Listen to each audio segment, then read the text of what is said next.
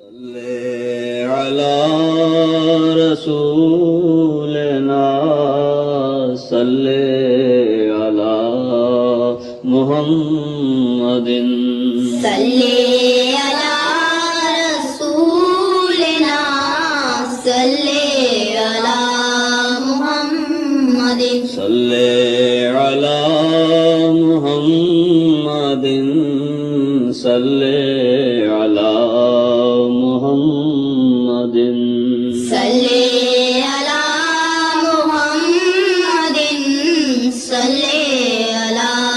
محمد صلی علی محمد صلی السلام علیکم سلام دے دیں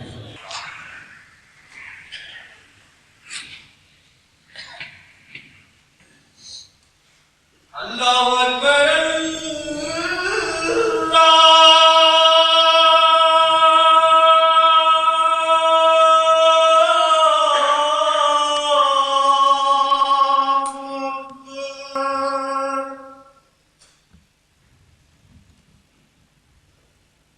اللہ اکبر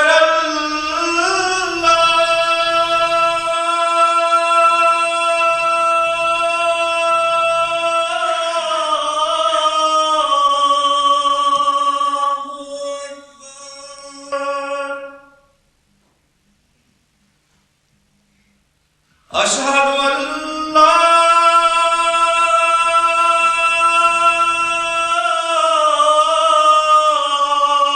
الہ الا اللہ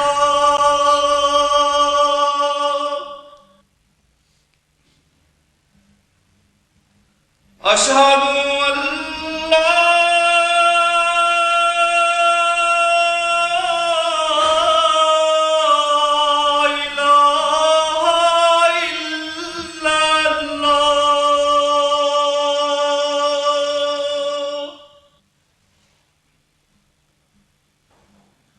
اشہد ان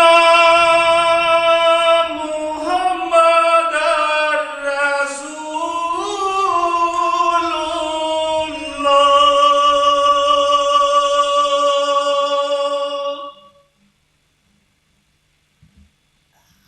اشہد ان محمد رسول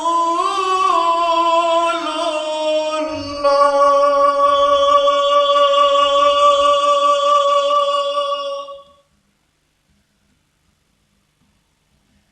حی علی الصلاۃ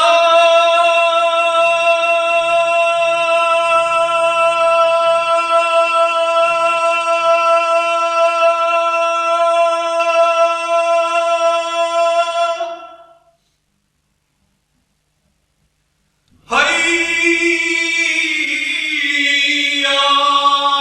الصلاۃ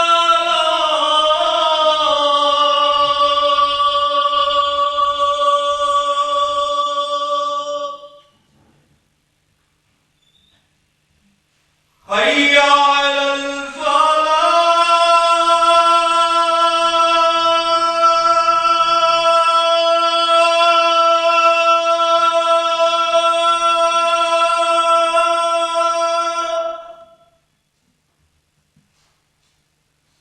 حی علی الفلاح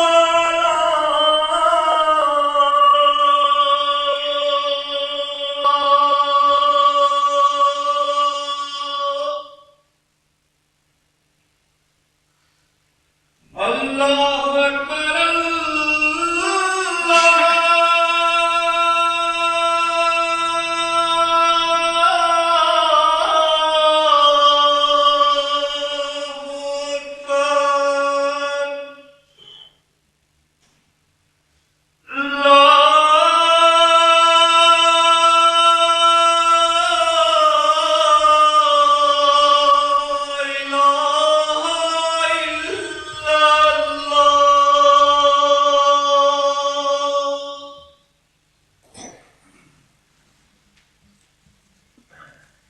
اشہد ان لا الہ الا اللہ وحدہ لا شريك له وأشهد أن محمدا عبده ورسوله أما بعد فأعوذ بالله من الشيطان الرجيم بسم الله الرحمن الرحيم الحمد لله رب العالمين الرحمن الرحيم مالك يوم الدين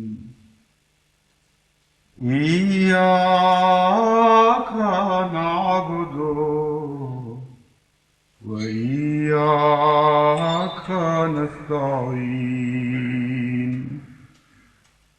اهدنا الصراط المستقيم صراط الذين أنعمت عليهم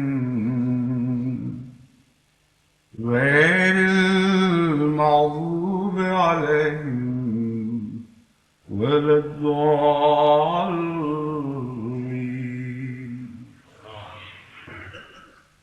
يا أيها الذين آمنوا اتقوا الله وقولوا قولا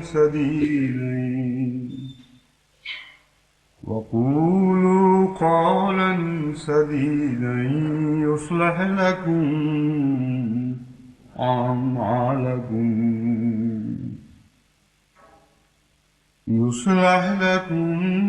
أعمالكم ويغفر لكم ذنوبكم ومن يطع الله ورسوله فقد فاز فوزا عظيما.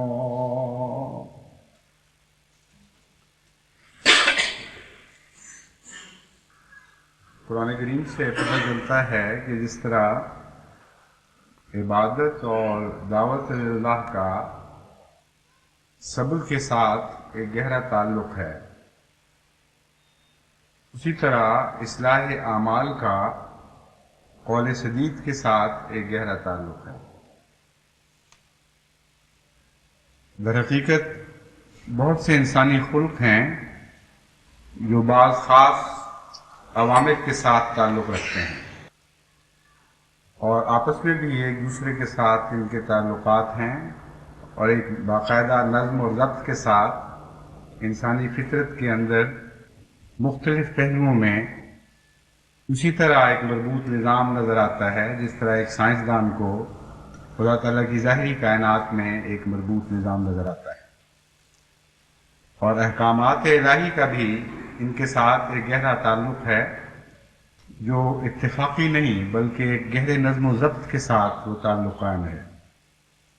قرآن کریم کے مطالعے سے پتہ چلتا ہے کہ تمام الہی کتب میں سب سے زیادہ نظم اور ضبط کے ساتھ اس تعلق کو قرآن کریم نے ظاہر فرمایا اور حیرت انگیز طریق پر ان مخفی اسرار کو روشن کیا جو پہلی قوموں سے بھی کی نظر سے بھی اوجھل تھے اور پہلے مذاہب نے بھی ان کو اس طرح ابھار کر پیش نہیں کیا۔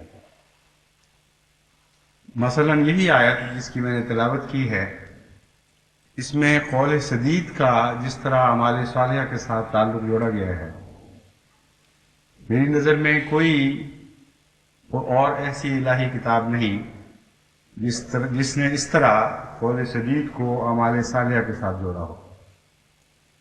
اور امر واقعہ یہ ہے کہ اتنا گہرا تعلق ہے قول سدید کا اعمال صالحہ کے ساتھ کہ اس تعلق کو نظر انداز کرنے کے نتیجے میں بہت کثرت کے ساتھ معاشرے میں برائیاں پھیل جاتی ہیں، اور اس کا علم نہ ہونے کے نتیجے میں علاج کی سمجھ نہیں آتی کہ علاج کیسے کیا جائے۔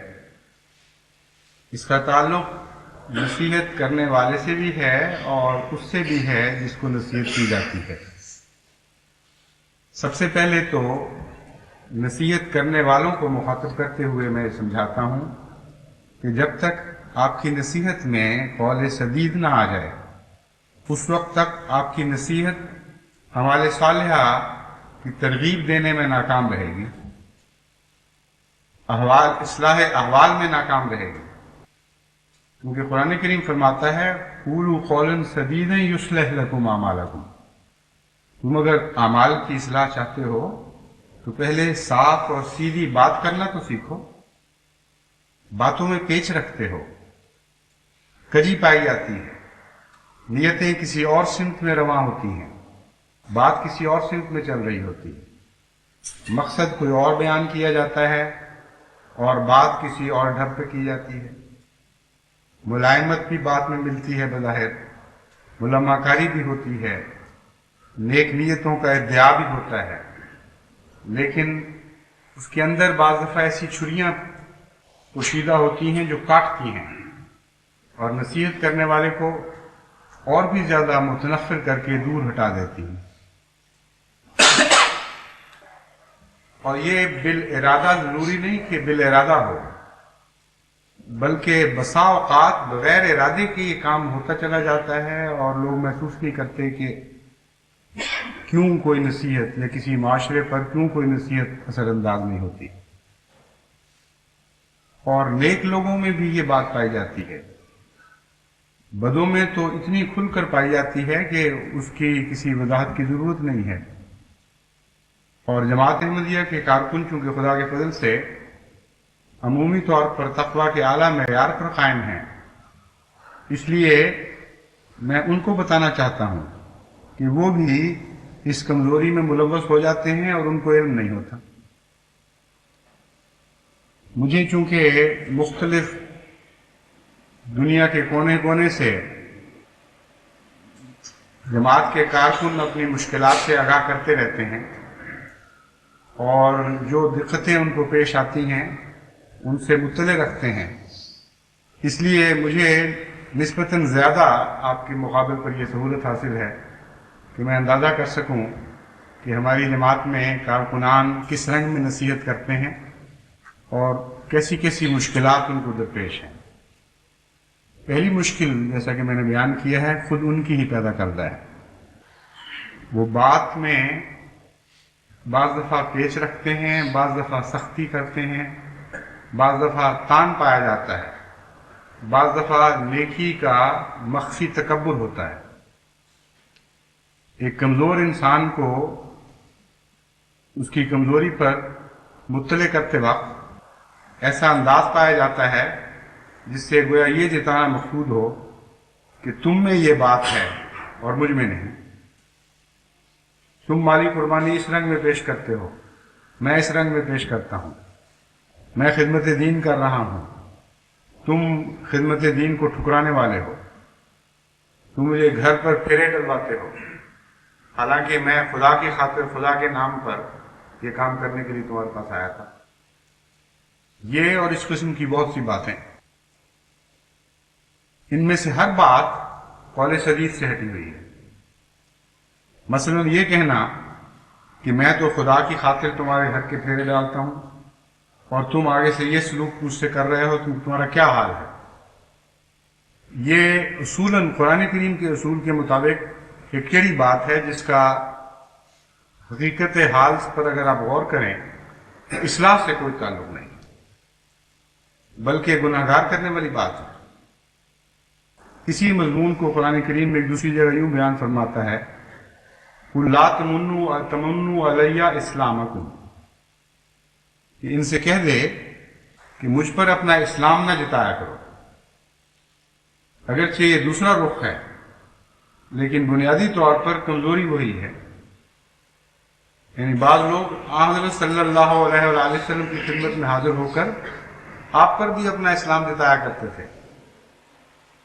کمزوری وہی ہے جب یہ حد سے زیادہ بڑھ جائے تو یہ بھیانک شکل بھی اختیار کر لیتی ہے کہ حضور کی خدمت میں حاضر ہوئے اور یہ بتایا کہ ہم یہ نیکیاں کرتے ہیں خدا کی خاطر، یہ نیکیاں کرتے ہیں آپ کی خاطر، معاشرے نے ہم سے کیا سلوک کیا ہے، آپ نے ہم سے کیا سلوک کیا ہے۔ یہ ہمارے حقوق ہیں جو نہیں دیے جا رہے. اس قسم کی باتیں بعض احمق اور جاہل اس زمانے میں بھی کیا کرتے تھے. اور خود حضرت اقدس محمد مصطفیٰ صلی اللہ علیہ وآلہ وسلم کو مخاطب کر کے یہ باتیں کہا کرتے تھے. اور حضرت اقدس محمد مصطفیٰ صلی اللہ علیہ وآلہ وسلم کی طبیعت میں اتنی حیا تھی کہ یہ سننے کے باوجود بھی جواب نہیں دیتے تھے. یہی وجہ ہے کہ اللہ تعالیٰ نے آپ کی طرف سے جواب دیا اور حکمن فرمایا کہ ان کو بتا دو لا تمنوا علیہ اسلامکم، اگر تمہارا اسلام ہے تو تمہاری خاطر ہے. اگر خدا کی خاطر تم یہ کام کرتے ہو تو میری ذات پر تمہارا کوئی احسان نہیں. اس لیے اپنی نیکیاں خدا سے مانگو، اپنی نیکیوں کا اجر خدا سے مانگو اور اسی پر تمہارا حق بنتا ہے. مجھے یا میرے غلاموں کو کیا آ کر بتاتے ہو کہ ہم نے یہ کیا اور ہم نے وہ کیا. بس یہ اسی بنیادی کمزوری کی بگڑی ہوئی صورت ہے.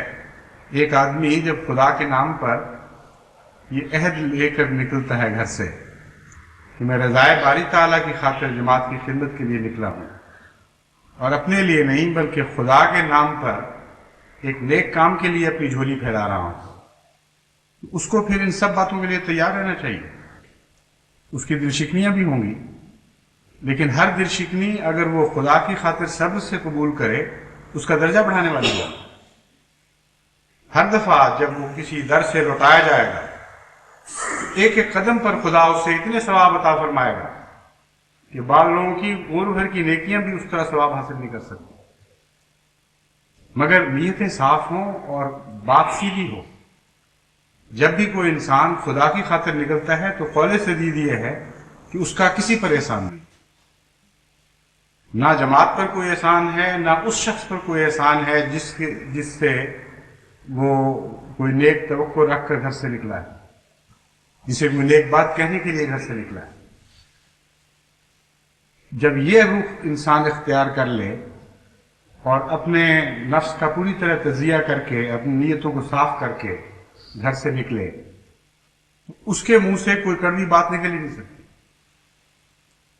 جب بھی اس کی مخالفت ہوگی خدا کے نام پر اس کے دل میں ایک عجیب سرور کی لذت پیدا ہوگی، سرور کی کیفیت پیدا ہوگی.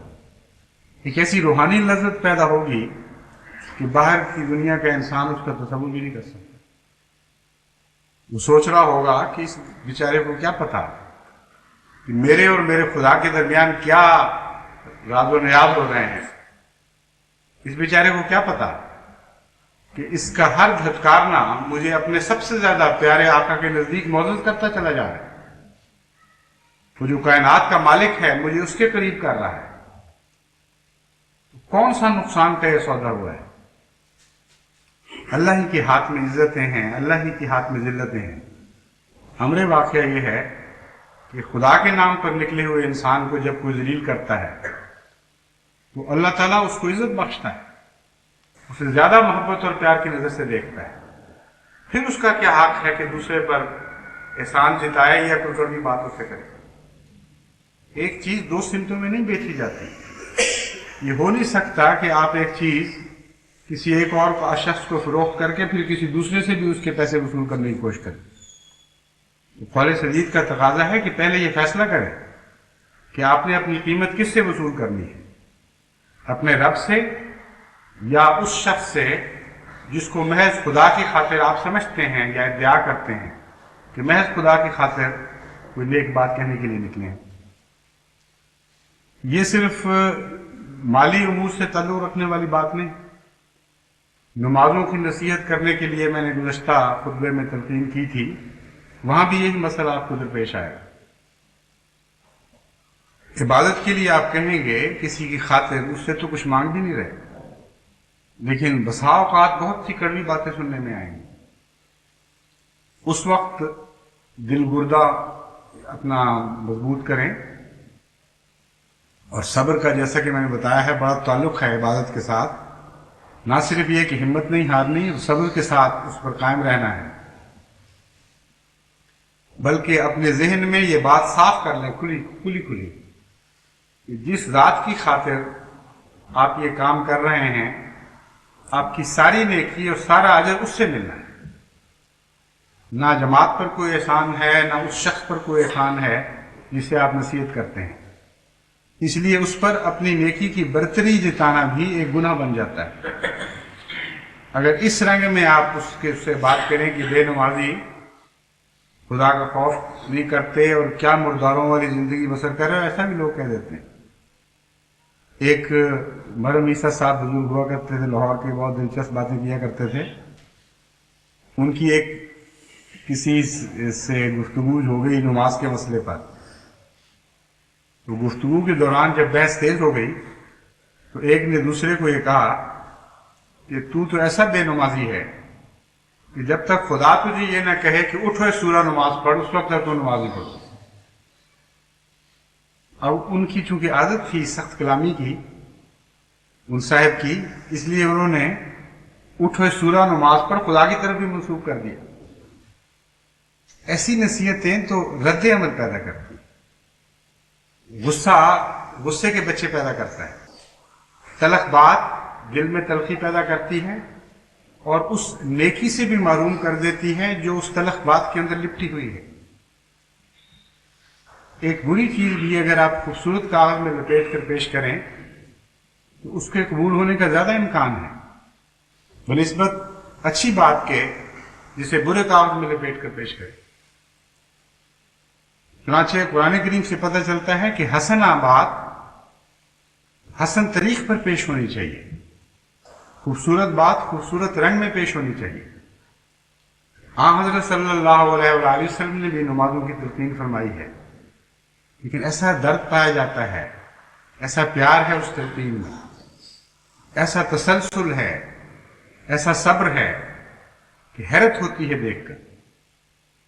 کامل غسل کسی نے دیکھنا ہو تو حضرت اقدس محمد مصطفیٰ صلی اللہ علیہ وسلم کی سنت میں دیکھیں، اور حیرت انگیز طور پر ان لوگوں کو جو دنیا میں ڈوبے پڑے تھے ان کو خدا والا بنا دیا اور دیکھتے دیکھتے ان کی کیا پلٹ دی۔ بس نماز کی نصیحت کرنی ہو یا چندوں کی طرف بلانا ہو، خدا کے لیے قربانی کے لیے تحریص پیدا کرنی ہو، جو بھی شکل ہو، آپ قول سدید کے بغیر اس میں کامیاب نہیں ہو سکتے۔ صاف ستھری سدید کا معنی سیدھا ہے عملاً، لیکن اس میں صرف سیدھا پن نہیں پایا جاتا، ایسی بات جو دوسری آزمائشوں سے علائشوں سے پاک ہو، دوسری کسی چیز کی آمیزش نہ پائی جاتی، سیدھی سادی کھری بات، کوئی ٹیڑھا پن نہ ہو،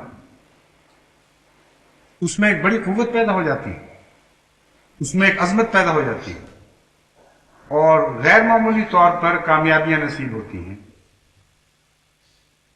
دوسری بات اس کے برعکس یہ بنتی ہے کہ جن لوگوں کو نصیحت کی جاتی ہے ان کو بھی اگر قول سدید کی عادت نہ ہو تو وہ نصیحتیں دائیں بائیں اس طرح بکھیر دیتے ہیں جس طرح گتکے کے دو کھلاڑی مقابلہ کر رہے ہوں، ایک وار کرنے کی کوشش کرتا ہے، دوسرا اس وار کو ٹال دیتا ہے، کبھی پیترا بدل کر، کبھی اپنے ڈنڈے سے روک کر،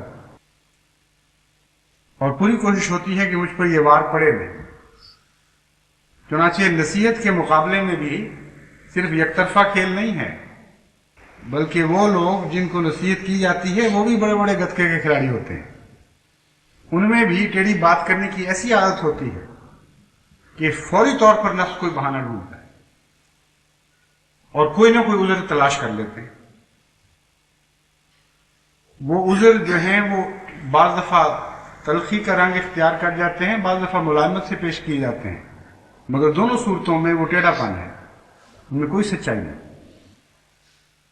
جب یہ بات معاشرے میں پیدا ہو جائے کہ نصیحت سننے والا فوراً بہانہ تلاش کرے اور جو عذر تلاش کرے کہ نصیحت میں دل پر اثر نہ پیدا کرے، یہ بات پھر وہیں تک نہیں رہتی۔ اس کا اگلا قدم پھر وہ یہ اٹھاتے ہیں کہ جوابی حملہ کرتے ہیں۔ ایک آدمی نصیحت کرنے گیا ہے کہ آپ کی بیٹی پردہ نہیں کر رہی اور بڑا برا اثر پڑتا ہے، آج کل احمدیت کس دور میں سے گزر رہی ہے یہ آپ دیکھیں تو صحیح، اور اسی معاشرے میں، اسی فوج میں جس میں آپ بس رہے ہیں، آپ کی بیٹیاں غیر مردوں کے ساتھ خلا ملا کر رہی ہیں، پارٹیوں پہ جاتی ہیں، اور بجائے یہ جواب دینے کے قوم کو کہ تم سے بہتر ہم مسلمان ہیں، جو اسلام کی حفاظت کرنے والے ہیں انہوں نے تو ساری اقدار ہاتھ سے کھو دی، اور ہم ہیں جو اس نہایت ہی بدتر حالت میں بھی، نہایت دکھوں کی حالت میں زندگی گزارتے ہوئے بھی اسلام کی اقدار کی حفاظت کر رہے ہیں۔ اس کی بجائے وہ جب آپ ان جیسا بننے کی کوشش کرتی ہیں اور سمجھتی ہیں کہ عزتیں اس میں ہیں کہ ہمیں قدیم نہ سمجھا جائے، ہم ان جیسے ہی بن جائیں، شاید اس سے معاشرے کی تلخی کم ہو جائے، تو کتنا برا اثر پڑتا ہے، اور ایک جیتا ہوا میدان آپ گویا عملاً اپنے ہاتھ سے کھو دیتے ہیں۔ جب یہ بات کوئی کہتا ہے تو کئی ڈھب سے یہ بات کی جا سکتی ہے۔ بعض نہایت ہی لجاجت سے، شرم و حیا کے ساتھ معذرت کرتے ہوئے یہ کہتے ہیں کہ ہمارے بھی بہو بیٹیاں ہیں، ہم آپ پر کوئی اعتراض نہیں کرنے آئے، لیکن ایک چیز ہے جو مجھے تکلیف دے رہی ہے۔ بعض لوگ کھل کر بات کرتے ہیں لیکن تلخی بیچ میں شامل کر لیتے ہیں، لیکن جواب دینے والوں کا حال بھی ان سے کم نہیں ہوتا۔ بعض دفعہ تو جب آپ نصیحت کرتے ہیں اس قسم کی تو جواب من یوں معلوم ہوتا ہے کہ ڈنڈا مارا گیا ہے۔ کہتے ہیں تمہاری بیٹی جو ہے فلاں وقت دیکھی گئی تھی فلاں جگہ، اس کی ہوش نہیں کرتے، تمہاری پھوپھی نے یہ کیا، تمہاری ماں نے یہ کیا، تمہاری بہن نے یہ کیا، اور آئے ہو مجھے نصیحت کرنے کے لیے۔ دونوں طرف سے ایک دنیاوی مقابلہ تو شروع ہو جاتا ہے، نیکی کے ساتھ نہ نصیحت کرنے والے کا تعلق رہتا ہے نہ نصیحت سننے والے کا تعلق رہتا ہے۔ دیکھنا یہ ہے کہ اگر بات حق ہے اس پر کیا رد عمل ہونا چاہیے۔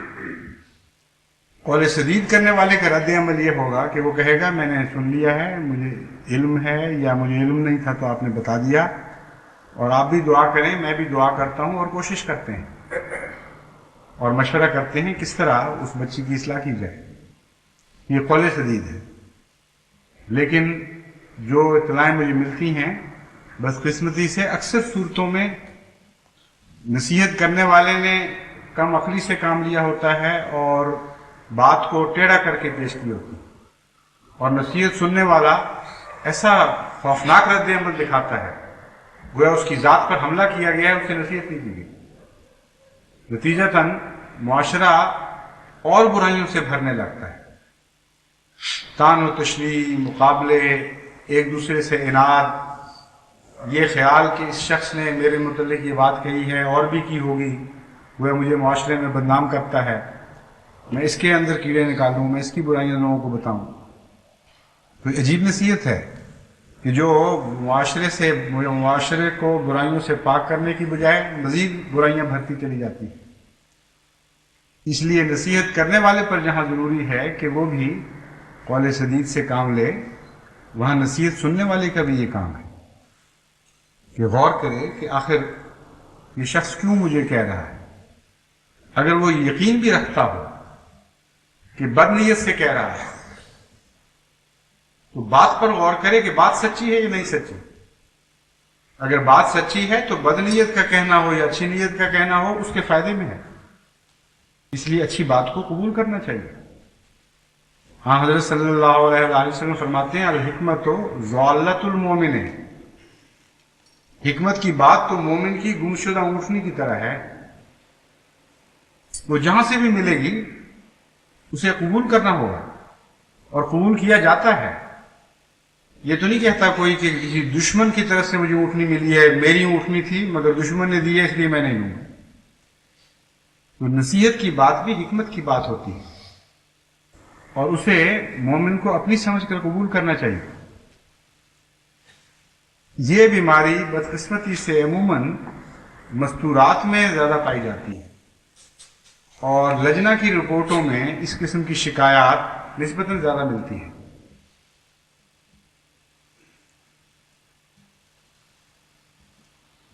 اور دونوں طرف یہ بڑی نمایاں طور پر بیماری دکھائی دیتی ہے کہ نصیحت کرنے والیاں بھی عموماً کچھ نہ کچھ ایچ پیچ رکھ لیتی ہیں، اور نصیحت جن کو کی جاتی ہے وہ بھی پھر آگے سے ویسے رد عمل دکھاتی ہیں۔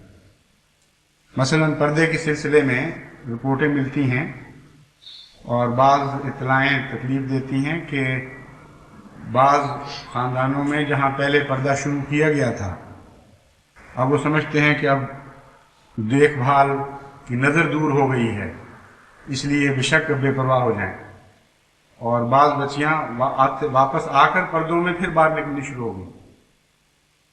ان کے متعلق جو اطلاعیں ملتی ہیں اس میں سمجھتا ہوں کہ نصیحت کرنے والیوں کا بھی قصور ہے۔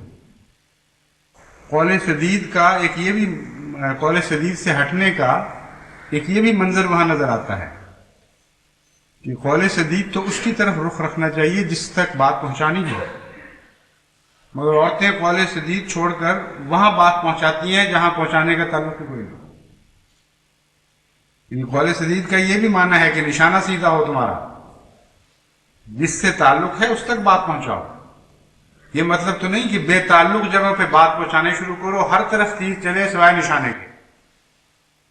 اور بسا اوقات یہ ہوتا ہے کہ مہینوں گزر جاتے ہیں، وہ بدی بڑھ رہی ہوتی ہے، اس تک پہنچ کر اسے ہمدردی کے ساتھ نصیحت کرنے والا کوئی نہیں ملتا، اور سارے معاشرے میں یہ باتیں شروع ہوتی ہیں کہ دیکھو فلاں کی بیٹی ہے، فلاں ہے، فلاں ہے، فلاں عہدیدار سے اس کا تعلق ہے، اور اس طرح بے حیائی کر رہی ہے، اسے کوئی نہیں روکتا۔ نتیجتاً اس کا دورہ نہیں بلکہ کئی گنا زیادہ گناہ ہو رہا ہوتا ہے ایسی بات کرنے والے۔ اول تو جس مقصد کی خاطر نصیحت ہونی چاہیے یا تنقید ہونی چاہیے، اس مقصد کا اس تنقید سے کوئی بھی تعلق نہیں رہتا۔ دوئم، معاشرے میں مایوسی پیدا ہوتی ہے، فحشا پھیلتی ہے، لوگ یہ ظن کرنے لگتے ہیں کہ باب عہدیدار دوسروں کو نصیحت کرتے ہیں، اپنے بچیوں کو نصیحت نہیں کرتے، دوسروں کے اوپر باتیں کرتے ہیں اگر وہ کرتے ہوں تو، اور اپنوں کی ان کو کوئی فکر نہیں۔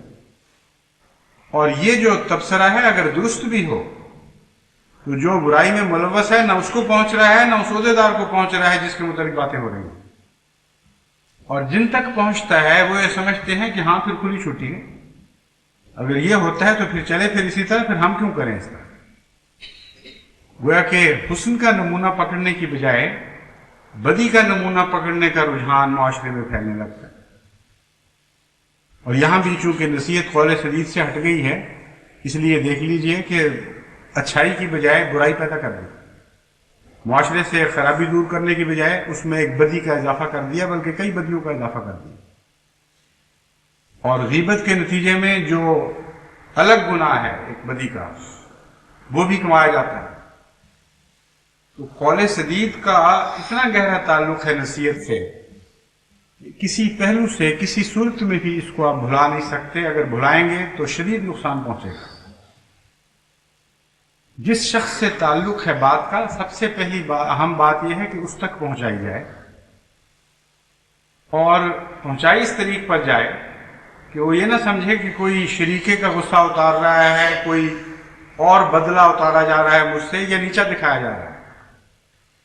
1 2 3 4 5 جتنی دفعہ بھی ممکن ہو کوئی شخص اس کو ملے اور محبت اور پیار اور ادب کے ساتھ اس کو علیحدگی میں بتائے کہ آپ کے اندر یہ کمزوری ہے جو اچھی بات ہے، اور ہر ایک اس طرح کرنے کی کوشش کرے جو بھی اس کے ماحول میں بستا ہے۔ پھر دیکھیں کہ کتنا عظیم دباؤ پیدا ہو جاتا ہے معاشرے کی طرف سے۔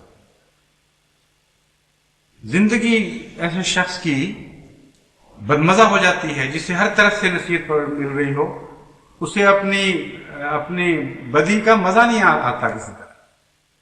امر واقعہ یہ ہے کہ بدی انجوائے کرنے کے لیے، یعنی اس کا لطف اٹھانے کے لیے بھی معاشرے کی دخل اندازی نہ ہو تو زیادہ دلچسپ ماحول میں اثر آتا ہے۔ چنانچہ جن معاشروں میں بدیاں خوب لذت کے ساتھ مگن ہو کر کی جاتی ہیں، اس معاشرے کی ایک دوسرا پہلو یہ ہے کہ وہ ایک دوسرے میں دخل نہیں دیتے، ایک دوسرے کو روکتے نہیں ہیں۔ چنانچہ جہاں جس معاشرے میں بدی کی لذت پائی جاتی ہے وہاں یہ دوسرا پہلو بھی ضرور موجود ہوتا ہے۔ یورپ آپ کے سامنے پڑا ہے، امریکہ آپ کے سامنے ہے، دیگر قوموں میں بھی، صرف یورپ امریکہ کا اب سوال نہیں رہا، جن کو پسماندہ قومیں کہتے ہیں ان میں بھی یہ بات پھیل گئی کہ بدی کو کہ مزے لوٹو، لیکن اس شرط کے ساتھ کہ کوئی دوسرا اس میں دخل نہ دے، کسی کا حق ہی کوئی نہیں آپ کو کچھ کہنے کا۔ کیوں اس بات کی احتیاط کی جاتی ہے؟ اس لیے کہ بدی کا مزہ ختم ہونا شروع ہو جاتا ہے اگر کوئی دوسرا کہنا شروع کر دے کہ آپ نے نہیں کرنا، یہاں تک کہ آدمی بیدار ہو جاتا ہے، کہتا ہے دفع کرو اس چیز کو۔ ہر طرف سے لوگ یہ آواز اٹھا رہے ہوتے ہیں کہ دیکھیں آپ یہ کام نہ کریں، آپ یہ کام نہ کریں، آپ یہ کام نہ کریں۔ چنانچہ قرآن کریم جب فرماتا ہے فذکر ان نفعت ذکرہ، تو اس کا ایک یہ بھی معنی ہے، ذکر میں شدت بھی پائی جاتی ہے، کثرت کے ساتھ نصیحت کرو، ہر طرف سے نصیحت کی آواز اٹھنی چاہیے اور بڑے زور کے ساتھ اٹھنی چاہیے۔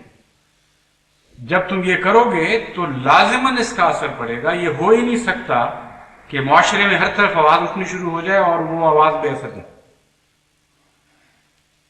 پردہ ہو یا کوئی دوسری ایسی نیکی ہو جس سے بعض طبقے محروم رہ رہے ہیں، ان کو دوبارہ اس نیکی پر قائم کرنے کے لیے قول سدید کا اختیار کرنا اشد ضروری ہے۔ ان کے متعلق باتیں کرتے ہیں آپ، لیکن ان تک نہیں پہنچاتے۔ جن تک پہنچاتے ہیں ان کو بد بنانے کے لیے پہنچاتے ہیں، معاشرے میں اور گند بھرنے کے لیے پہنچاتے ہیں، اپنی زبان کے چسکے کے لیے آپ نے بظاہر ایک نیکی کا کام پکڑا ہوا ہے جو سارے معاشرے کو تباہ کر دے۔ اس لیے وہاں ستاری سے کام لینا چاہیے، بجائے اس کے کہ فحشا کریں۔ اس موقع پر ایک ستاری کی صفت ہے، اسے بھی تو اپنایا کریں، بجائے اس کے کہ کسی کی بدی کھول کھول کر لوگوں میں بیان کرنا شروع کریں۔ ستاری کا معنی یہ ہے کہ لوگوں سے چھپائیں اور اس سے بھی علیحدگی میں بات کریں اور درد دل کے ساتھ بات کریں اور بار بار کریں۔ وہ ناراض بھی ہو تو ہمدردی سے کہیں کہ دیکھیں ہمارا تو کام، ہمیں تو خدا نے مقرر فرمایا اس کام پر، ہم تو آپ کو کہیں گے۔ لوگوں کے گھروں میں اس نیت سے جائیں، ایک جاتا ہے دوسرا جاتا ہے، ایک خاتون آتی ہے تو کوئی دوسری چلی آتی ہے اور بار بار آ کے کسی بیوی کو سمجھا رہی ہیں کہ بیوی آپ نے یہ فیل کیا، مزہ نہیں آیا، اچھی بات نہیں ہے، آپ دیکھ نہیں رہی کہ احمدیت پہ کیا حالات ہیں۔ لوگ انگلیاں اٹھائیں گے اور کچھ نہیں، تو شماتت عادات سے کی خاطر ہی، اس سے بچنے کی خاطر ہی آپ کچھ اپنے اندر تبدیلی پیدا کریں۔ اس نیت سے اگر آپ چھپیں گی تو وہ کوئی منافقت تو نہیں، وہ تو ایک نیک ارادے کے خاطر اپنی بدی پہ پردہ ڈھانپنے والی بات ہے، اور کچھ نہیں تو یہی صحیح۔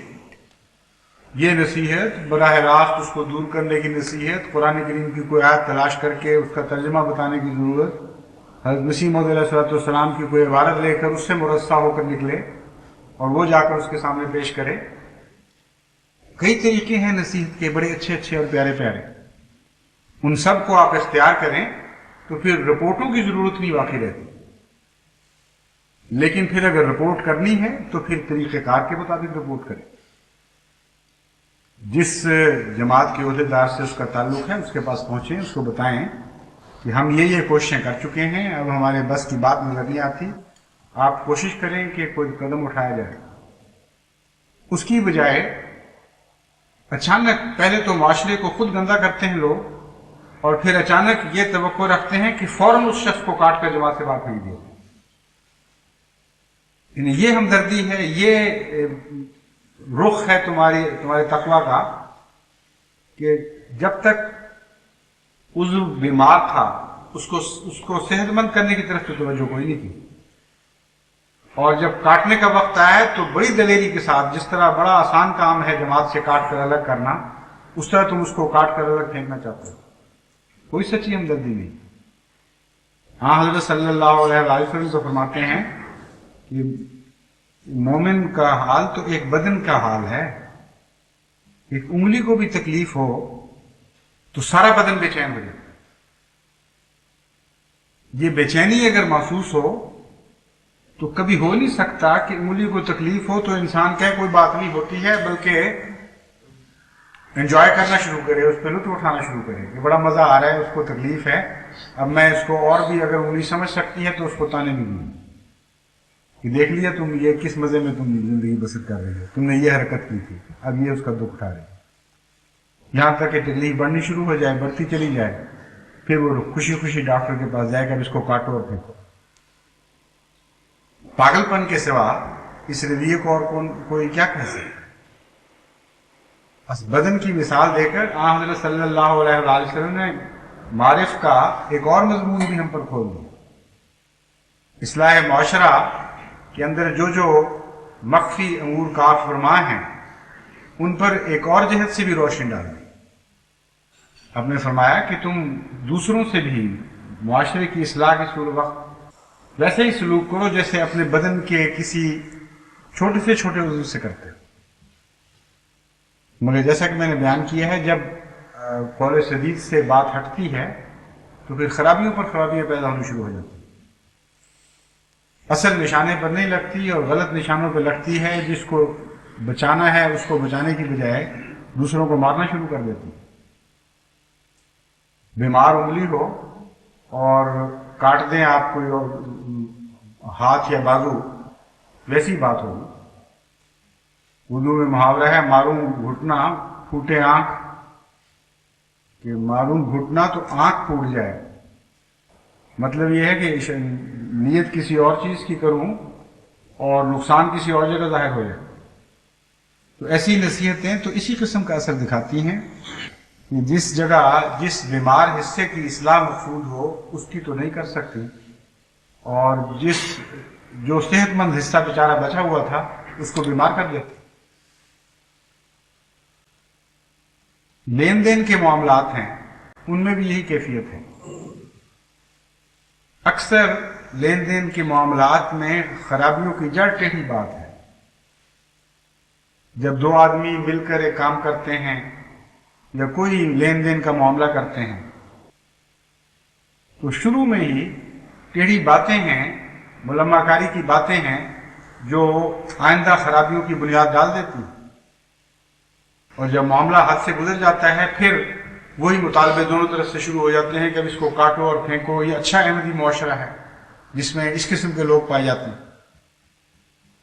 ہمارے واقعہ یہ ہے کہ بسا اوقات خرابی دونوں طرف ہوتی ہے، صرف ایک طرف نہیں ہوتی. ایک شخص لالچ دیتا ہے دھوکہ دے کر، دوسرا عمدن سمجھتے ہوئے کہ یہ طریقہ کار اسلام میں جائز نہیں ہے اس لالچ کو قبول کر لیتا ہے. چنانچہ لین دین کے بہت سے ایسے معاملات ہیں جن میں دونوں طرف کی ایسی خرابیاں موجود ہیں. ایک فریق اپنے آپ کو کلیتاً معصوم سمجھ رہا ہے، حالانکہ یہ درست نہیں ہوتا. مثلا کئی معاملات ہیں، ایک میں مثال آپ کو کھول کر بتاتا ہوں. ایک شخص آیا ہے، وہ کہتا ہے میرے ساتھ تجارت کرو اور میں تمہیں 25% یا 40% سالانہ منافع دوں گا. اب ظاہر بات ہے کہ 40% دینا سالانہ اور اس کا نہ منافع رکھنا یہ دھوکے کے سوا کچھ نہیں. جب فکسڈ ہے پروفٹ، جب معین ہو گیا نفع، تو اس کو نفع کہنے کا تو پھر حق ہی نہیں باقی رہتا. اس کو تو سود کہا جاتا ہے اسلامی اصطلاح میں. مدت معین ہو گئی، نقصان کا کوئی احتمال باقی نہیں چھوڑا، رقم معین ہو گئی اور منافع نام رکھ دیا. اب کوئی دوسرا آدمی جو جان کر بھولا بن جائے اور منافع کہہ کر اس کو قبول کر لے اور بعد میں مقدمے لے کر جماعت کے پاس آ جائے کہ مجھ سے تو بڑا دھوکہ ہو گیا ہے، وہ بڑا شریف آدمی بنتا تھا اور اس طرح میرا منافع کھا گیا. تقویٰ سے کام نہیں لیتا. اس کو سوچنا چاہیے کہ منافع کیا، تم نے سود خوری کی خاطر ایک بہانہ ڈھونڈا تھا اور تمہاری اس بدی سے فائدہ اٹھایا اس نے. اگر تمہیں تقویٰ ہوتا تو اسی وقت تم سمجھ جاتے کہ یہ معاملہ غلط ہے. وہ کہتے کہ اس اصول پر میں ہرگز کام کرنے کے لیے تیار نہیں.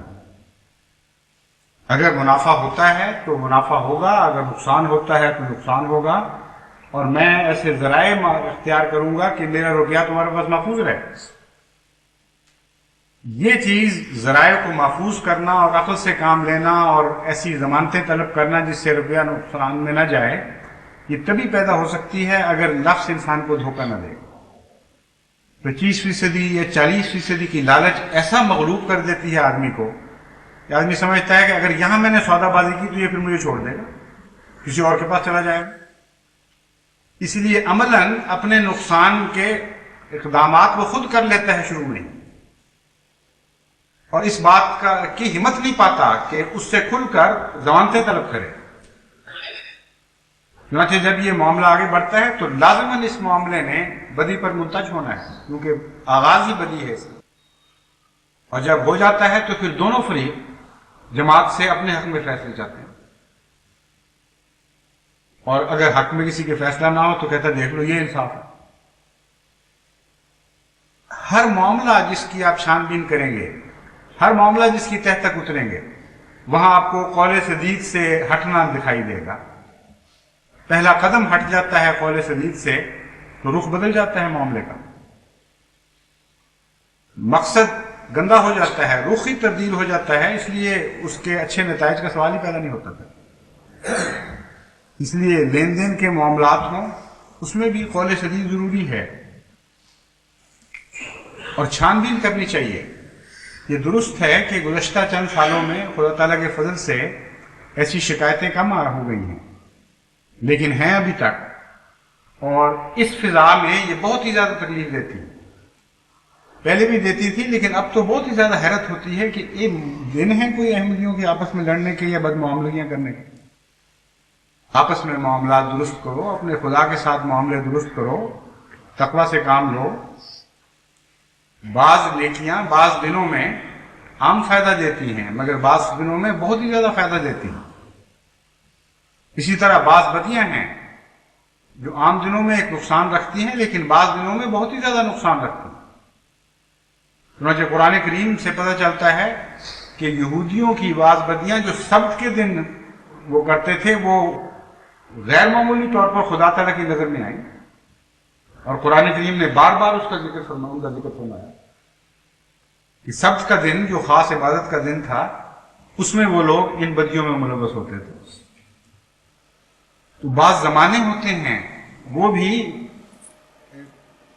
یہی تقدس اختیار کر جاتے ہیں، جیسے سبت کا تقدس تھا کسی زمانے میں، یا جمعہ کا تقدس ہے۔ ان زمانوں میں خصوصی احتیاط کی ضرورت ہے۔ عام حالات میں بھی معاملات کو خوش اسلوبی سے نبھانا اور صاف ستھرا رکھنا ایک مومن کا خاصہ ہونا چاہیے، لیکن ان حالات میں بد معاملگیاں تو بہت ہی زیادہ تکلیف دہ صورت پیدا کر دیتی ہیں۔ پھر معاشرے کے اندر جو دکھ ہیں میاں بیوی کے تعلقات میں یا بچوں کے اور ماں باپ کے تعلقات میں، وہ بھی اس لائق ہیں کہ ان کی طرف جماعت خصوصی توجہ دے۔ بہت سی شکایات ایسی ملتی ہیں، بعض ماؤں کی طرف سے ہیں، بعض باپوں کی طرف سے ہیں، اپنے بچوں کے متعلق یا اپنے بہو بیٹیوں کے متعلق۔ اسی طرح برعکس معاملہ ہے کہ بیوی کی خاوند کے خلاف شکایت ہے، خاوند کی بیوی کے خلاف شکایت ہے، اور ان سب معاملوں میں کچھ نہ کچھ کجی پائی جاتی ہے۔ اکثر تو میں نے دیکھا ہے کہ شادی کا معاملہ جب طے ہو رہا ہوتا ہے، ساری خرابیوں کا بیج اس وقت بو دیا جاتا ہے۔ اکثر شکایتوں میں یہ بات نظر آتی ہے کہ جب شادی ہوئی تھی تو ہمیں یہ بتایا گیا تھا اور اب یہ نکلا۔ کبھی بیوی شکایت کرتی ہے، کبھی خاوند یہ شکایت کرتا ہے کہ فلاں بیماری ہم سے چھپائی گئی، اب جب یہ گھر آئی تو پتہ لگا کہ اس بیماری میں ملوث ہے، اور یہ ایسی چیز ہے جو میری طبیعت اس کو برداشت نہیں کر سکتی، میں کیا کر سکتا۔ بعض دفعہ بتایا جاتا ہے کہ یہ کہا گیا تھا کہ یہ مالی لحاظ سے یہ حیثیت رکھتا ہے، اور بڑے سبز باغ دکھائے گئے تھے، جب ہم نے شادی کر لی تو پتہ چلا کہ بالکل برعکس قصہ ہے۔ ایسے معاملات بھی ہیں جس کی وجہ سے بہت سے گھر دکھوں کا گہوارہ بن گئے ہیں، اور بعض بچیاں ہیں بیچاری، ان کی زندگی اس طرح کٹ رہی ہے کہ ایک بچہ یہ ایک بیٹی ہے، وہی ان کی امیدیں ہیں، وہی ان کی زندگی کا سرمایہ ہے، وہی ان کا بالآخر دلداری کا کوئی سہارا ہے، اور باپ ہیں جو اس معاملے میں بھی ان کو دکھ دینے سے باز ہی نہیں آ رہے، مسلسل تکلیف دیتے چلے جا رہے ہیں بچے کے ذریعے۔ حالانکہ قرآن کریم نے بالکل صاف طور پر یہ فرمایا ہے کہ کوئی والدین میں سے ایسا نہ ہو جس کو اس کے بیٹے کی طرف سے، بچے کی طرف سے تکلیف دی جائے۔ بچے کی طرف سے تکلیف ایک بہت ہی زیادہ گہرا زخم ڈالنے والی تکلیف ہے، گہرا زخم لگانے والی تکلیف ہے۔ اس لیے اس کی احتیاط کرنی چاہیے. میں نے دیکھا ہے بعض خاوند جو بیویوں سے علیحدہ ہو جاتے ہیں وہ شادیاں بھی کر لیتے ہیں دوسری، ان کی اولاد بھی ہو جاتی ہے، لیکن بغیر وجہ کے، محض اس لیے کہ وہ سمجھتے ہیں کہ یہاں قانون ہمیں حق دیتا ہے، وہ اصرار کر کے تکلیف دے کر بیوی سے بچوں کو علیحدہ کرتے ہیں، یا ماں سے کہنا چاہیے بچوں کو علیحدہ کرتے ہیں. وہ حق الگ بات ہے، انسانیت اور تقوی اور شرافت اور حسن و احسان کا سلوک ایک الگ معاملہ ہے. قاضی کے سامنے جب یہ معاملہ جائے گا تو بعض دفعہ قاضی مجبور ہوگا قانوناً یہ فیصلہ دینے پر، لیکن صرف انصاف کا معاملہ تو کوئی چیز نہیں ہے. قرآن کریم انصاف پر کہاں ٹھہرتا ہے؟ قرآن کریم تو اس انصاف کے مضمون سے نکل کر حسن و احسان کے مضمون میں داخل کر دیتا ہے معاشرے کو. قرآن کریم تو حسن و احسان کے مضمون سے آگے قدم بڑھا کر اطاع ذی القربیٰ کے مضمون میں داخل کر دیتا ہے معاشرے کو. وہ ساری باتیں بھول جاتے ہیں آپ اس وقت. یہ بھول جاتے ہیں کہ آپ کا ایک مستقبل ہے، آپ کے دل لگانے کے سامان ہیں، آپ کے اور ذرائع ہیں. اس بیچاری کے پاس کچھ بھی نہیں رہا ہو، اس کے ساتھ حسن سلوک کیا جائے. ہاں اگر نیکی اور بدی کا معاملہ ہو، اگر یہ خطرہ ہو کہ وہ عورت شریعت کے معاملے میں باغیانہ رویہ رکھتی ہے، اولاد کا دین خراب ہو جائے گا، اس کا مستقبل تباہ ہو جائے گا، پھر بالکل اور معاملہ ہے. لیکن بسا اوقات یہ نہیں ہوتا، بلکہ محض ایک دشمنی، ایک انتقام، دکھ دینے کا ارادہ ان چیزوں پر آمادہ کرتا رہتا ہے، اور صرف حق کی بحث ہو رہی ہوتی ہے. حق کی بحث کرنے والوں کو یہ بھی سوچنا چاہیے کہ خدا تعالیٰ کے حضور بھی حق کی بحثیں چلائیں گے. اگر حق مانگیں گے تو آپ کے پلے کچھ بھی نہیں رہے گا. احسان مانگیں گے تو پھر آپ کی بخشش کی توقع ہو سکتی ہے، کیونکہ خدا تعالیٰ کے مقابل پر تو کسی کا حق نہیں ٹھہر سکتا. جو کچھ اس نے دیا ہے وہ اتنا زیادہ ہے، اور جو کچھ اس کے لوازمات ہیں وہ ممکن نہیں کہ آپ ادا کر سکیں. جو خدا کی دین کے مقابل پر حقوق آپ پر قائم ہوتے ہیں اس کا 1000واں لاکھواں حصہ بھی آپ ادا نہیں کرتے. تو حق کی بات چلاتے ہیں، اس طرح انصاف کی بات چلاتے ہیں، تو پھر خدا کے سامنے بھی پھر انصاف کی توقع لے کے جائیں، حسن و احسان کا معاملہ بھول جائیں. احمدی معاشرہ محض انصاف پر قائم نہیں ہو سکتا. یہ تو پہلا قدم ہے. پہلے اس کو انصاف سے بھریں، پھر اگلے قدم اٹھائیں، حسن و احسان سے بھر دیں، پھر اطاع ذی القربیٰ کا مضمون اس میں پیدا کریں، اس سے سجائیں احمدیت کو، پھر استقبال کریں ان قوموں کا جن کو آپ اسلام کی طرف بلا رہے ہیں. ان چیزوں سے عاری معاشرہ ہو اور دعوت عام ہو کہ ہماری طرف آؤ، یہ نہایت ہی بے وقوفوں والی بات ہوگی، دنیا سے دھوکہ کرنے والی بات ہوگی. کیوں وہ آپ کی طرف آئیں تو آپ کا نہیں بلکہ اسلام کا منہ گندا سمجھتے ہوئے، اسلام کا منہ کالا دیکھتے ہوئے آئیں گے. وہ سمجھیں گے کہ آپ اسلام کا نمائندہ ہیں. آپ کے معاشرے کی بدیاں دیکھیں گے تو سمجھیں گے یہی اسلام ہے، اور یہی ہوتا بھی. آج یورپ میں ہر جگہ یہی سلوک ہو رہا ہے اسلام کے ساتھ. کوئی مسلمان ملک ہے، کوئی مسلمان علاقہ ہے، کوئی مسلمان قوم ہے، یا لوگ ہیں جو جہاں آ کر بس گئے ہیں، ان کے اعمال سے وہ اسلام کا چہرہ دیکھتے ہیں اور پھر اسلام پر مذاق اڑاتے ہیں اور اسلام کو گندا سمجھتے ہیں، ہزار قسم کے تانے دیتے ہیں. ان پر یہ بات سچتی نہیں، درست ہے، لیکن آپ تو ان کی اصلاح کا دعویٰ لے کر اٹھیں، آپ پر کیسے سچ جائے؟ ان سے تو توقعات ہیں نہیں، کیونکہ انہوں نے وقت کے امام کا انکار کر دیا. آپ نے تو انکار نہیں کیا، آپ تو آمنا و صدقنا کہنے والوں میں ہیں، اس لیے آپ سے توقعات اور قسم کی ہیں. ان ساری برائیوں کا جن کا میں نے ذکر کیا ہے، سد باب کرنا جماعت احمدیہ کا کام ہے بالحیثیت مجموعی، اور ہر فرد بشر کا کام ہے آپ میں سے. اس لیے قول سدید کا دامن پکڑ لیں. جب آپ بات کہنے لگیں تو اپنے نفس کا تجزیہ بھی کیا کریں کہ میں کیوں بات کہہ رہا ہوں. بسا اوقات آپ محسوس کر لیں گے اگر تقویٰ کے ساتھ اپنا تجزیہ کریں گے کہ آپ کی بات میں کوئی کجی تھی. بسا اوقات آپ فیصلہ کر لیں گے کہ نہیں، یہ چھوڑ ہی دو اس بات کو، یہ بات مزہ نہیں آیا اس بات میں، وہ حسن نہیں ہے جو اسلام مجھ سے چاہتا ہے۔ پھر جب آپ سے کوئی بات کہی جائے تو بالکل اس کے برعکس مخالف پر حسن زنی کی کوشش کریں اور اپنے اوپر بدزنی رکھیں اس معاملے میں کہ ہاں ہو سکتا ہے مجھے پتہ نہ ہو سکتا ہے میری برائیاں مجھ میں چھپی ہوئی ہوں اور میں تلاش کروں اور پریدوں تو نکلا ہے، مگر نصیحت کرنے والے کو میں نے صرف شکریہ کہنا ہے، اس کے خلاف کوئی بات نہیں کرنی۔ یہ رجحان پیدا کریں۔ اور بسا اوقات آپ یہ معلوم کر کے حیران ہوں گے کہ برائیاں ہوتی ہیں اندر، ایسی گندی عادت پڑ جاتی ہے انسان کو دفاع کرنے کی بے وجہ کہ اس کی فطرت ثانیہ ہو جاتی ہے، وہ بے برائی اپنے اندر رکھتے ہوئے بھی پہلا رد عمل یہ دکھاتا ہے کہ نہیں یہ اس نے مجھ پہ بات کی ہے، بالکل نہیں، مجھ میں تو ایسی بات کوئی نہیں، عادت بن جاتی ہے۔ تو معاشرے کی اصلاح کوئی آسان کام نہیں ہے، اس کے لیے آپ کی حکمت کو بھی تیز ہونا پڑے گا، تجزیے کی طاقتوں کو آپ کو سیکل کرنا پڑے گا، تقوی اختیار کرنا پڑے گا۔ اور یاد رکھیں یہ آخری بات یہ ہے کہ خالی قول سدید کوئی چیز نہیں ہے جب تک تقوی کے ساتھ اس کا پیوند نہ ہو۔ یہ جتنی باتیں میں نے کہی ہیں قول سدید کے نام پر، یہ تقوی کے ساتھ تعلق رکھیں تو اصلاح معاشرہ ہوتی ہے، ورنہ نہیں ہوتی۔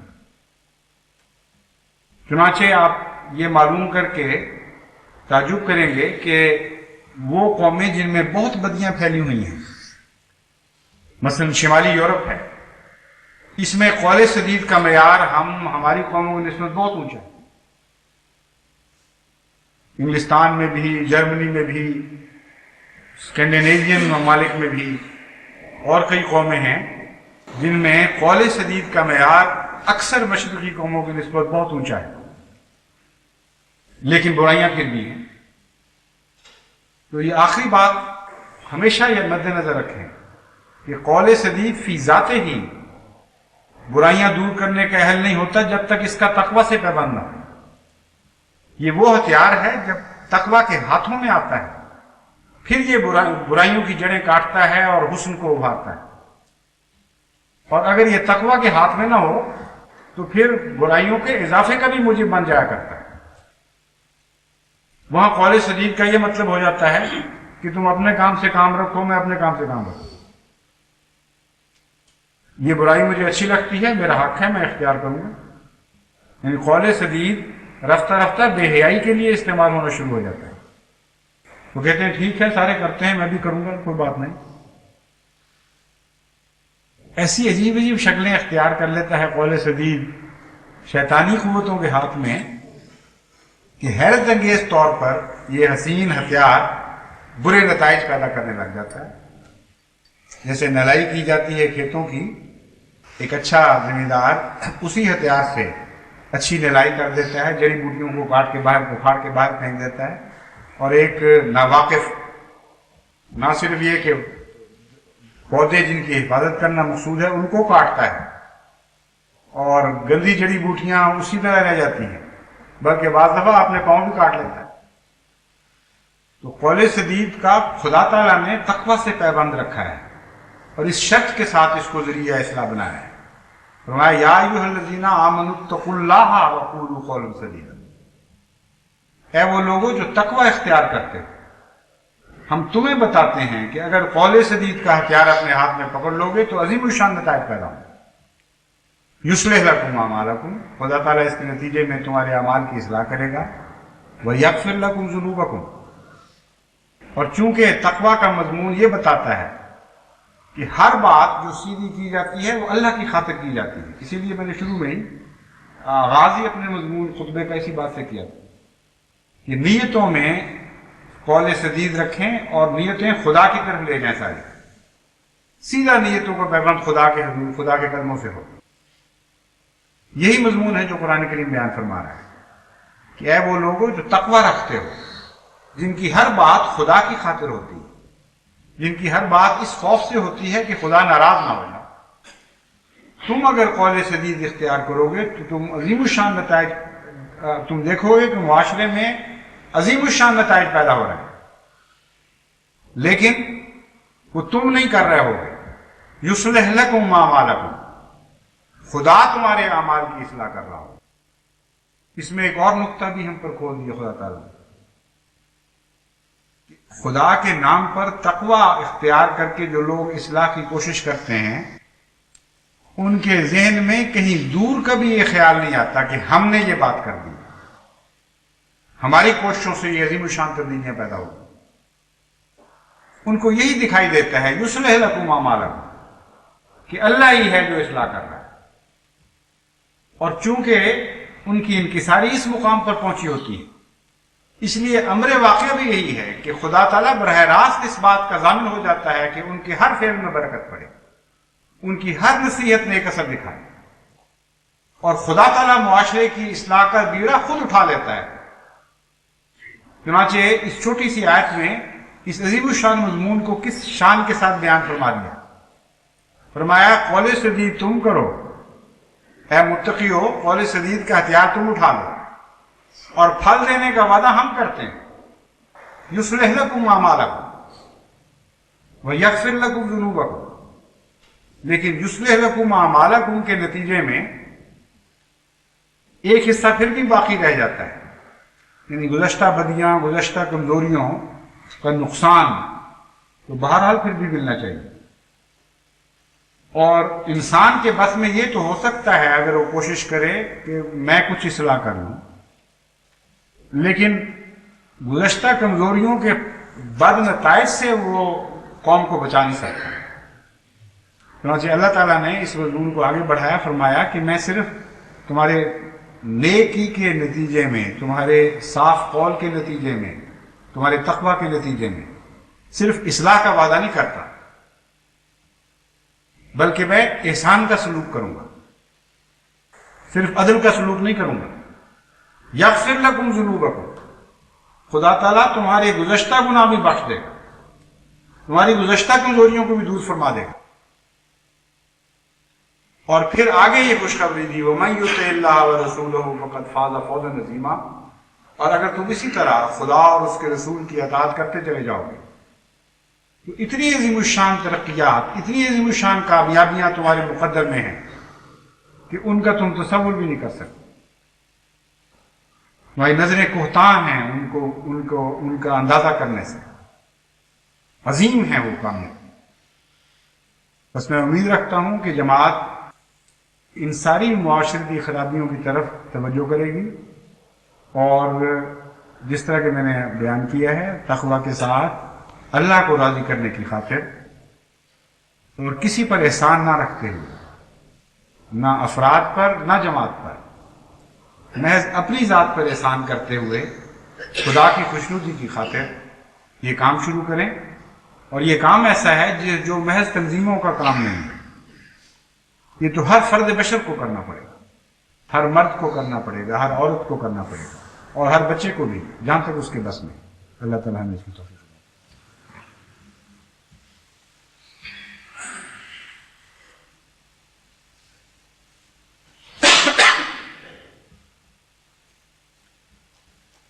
الحمد لله نحمده ونستعينه ونستغفره ونؤمن به ونتوكل عليه ونعوذ بالله من شرور أنفسنا ومن سيئات أعمالنا من يهده الله فلا مضل له ومن يضلله فلا هادي له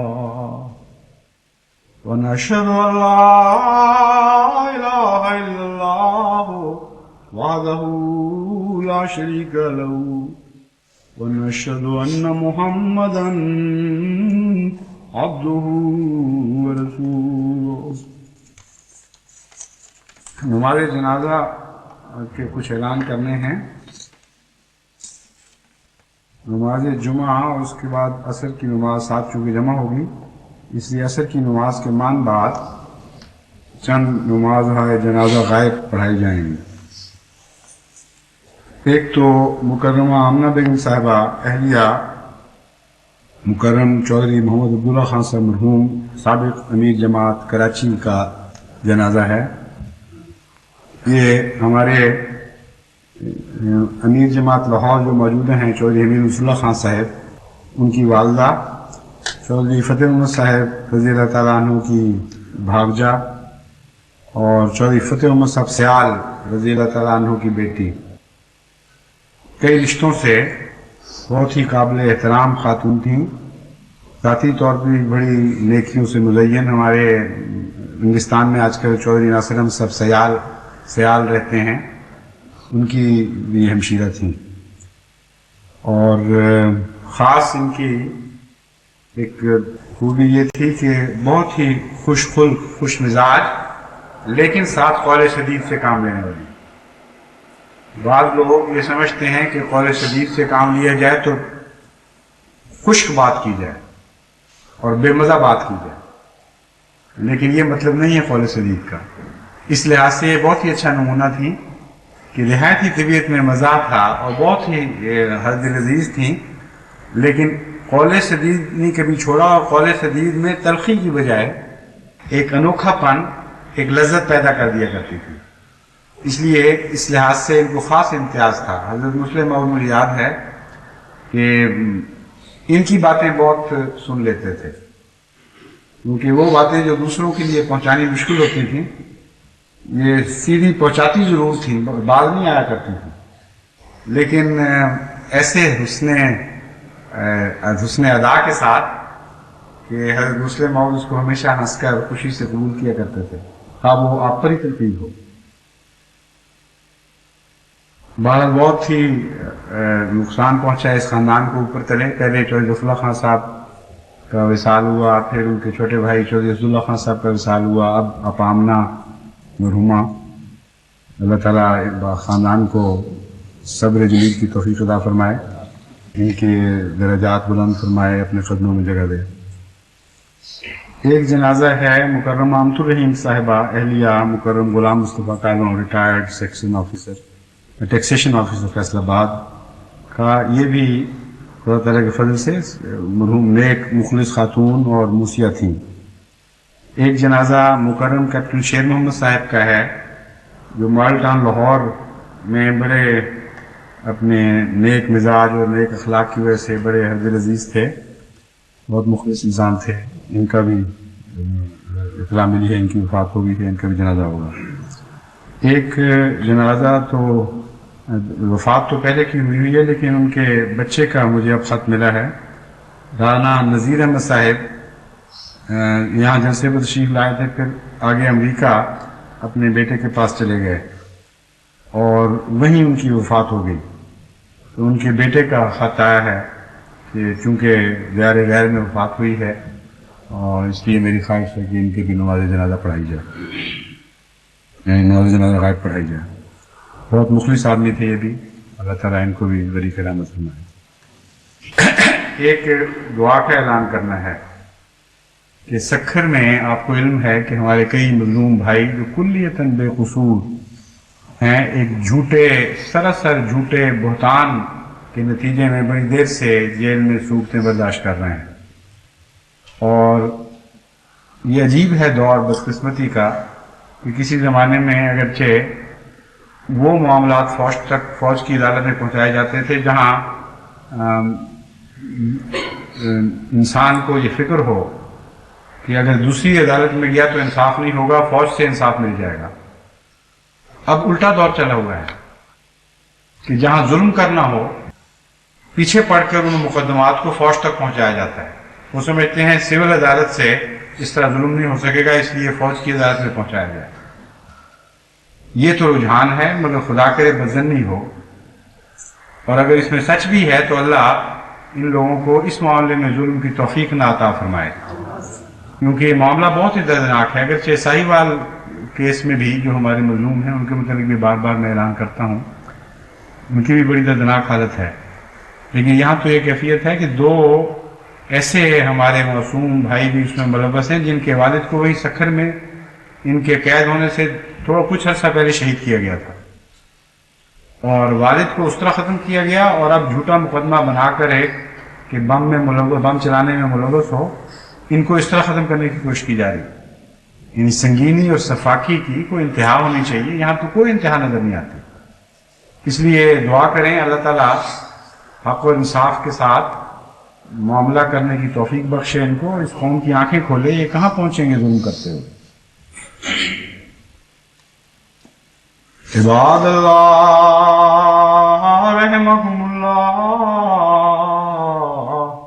ان اللہ یامر بالعدل والإحسان، ان اللہ یامر بالعدل والإحسان وإیتاء ذی القربى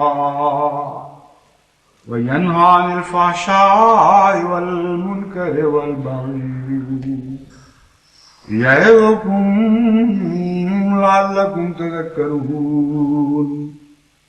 اذکروا اللہ یذکرکم وادعوہ یستجب لکم ولذکر اللہ اکبر.